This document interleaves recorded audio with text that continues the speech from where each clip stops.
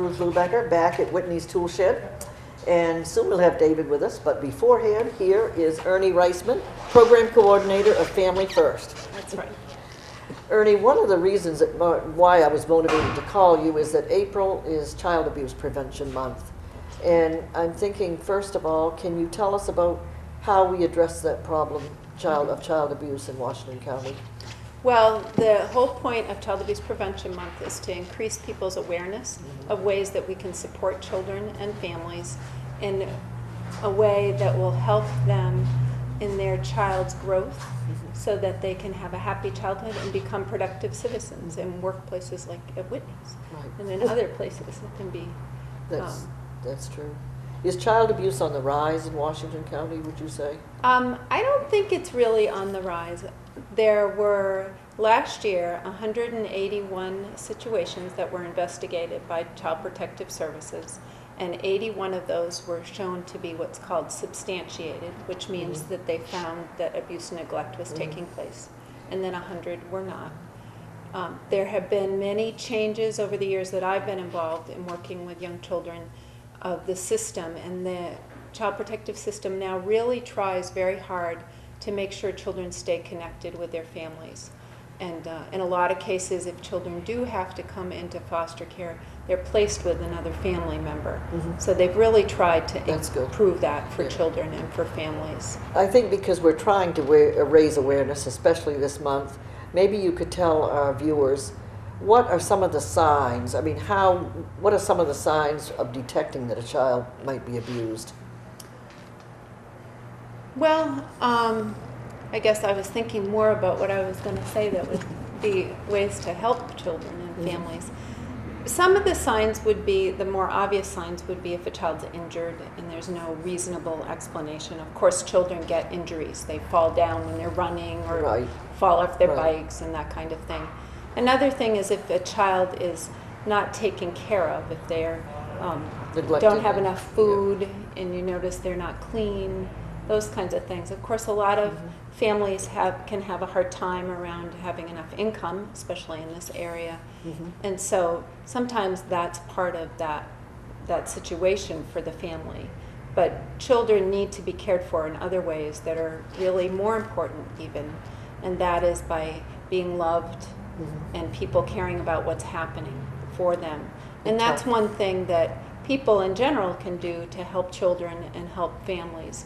When they see that they might need a little more attention, one way is to be friends with the children or to ask the family, the parents, your neighbors maybe, if they might need some help or if they can have a little break by having somebody take care of their children for an afternoon or play with them. And again, well, before we get into that, maybe you should tell people a little bit about Family First. Okay. Because people are really not acquainted so much with Family First. That's a good thing to know. Family First is a program that's based out of Down East Community Hospital. It's been there since 1997, and it's a home visiting program that works with families who are either expecting a child or parenting a newborn. It's a free and voluntary program, which means that the voluntary part is that it's up to the family to decide if they want to participate and how long they'll participate. The focus of the program is to help parents learn about child development and different parenting issues that come up when you have a young child, and also to help them connect with other resources that they might need that are available in our community. And it's basically the first 5 years. That's right. We can stay working with a family until the child is 5 years old. Now, back to and how many families are you currently helping? Currently we have 63 families. 63, that's quite ambitious. And we cover all of Washington County except for the Danforth area. And another thing I'd like to get on that seems to be neglected lately as a topic is that as our children grow, and I'm talking about beyond 6, 7, 8 years old, we seem to have, because parents work so hard today, a general lack of communication with them. Because we have a general lack of time. We're spending more time in the workplace. How would you, I was so interested in what you had to say recently to me about, that's one advantage of living in Cooper. You've got a drive you can take advantage of and talk with your children. Right. And I Yeah. think if more parents would do that. I think it's really, in this day, where many parents or many households, both parents, or if it's a single parent household, everybody's working. And the children are busy with their activities, and it's sometimes hard to make time to just talk to your children and stay connected with them. And I think that's a really important thing. Children need to know that somebody cares about what's happening for them.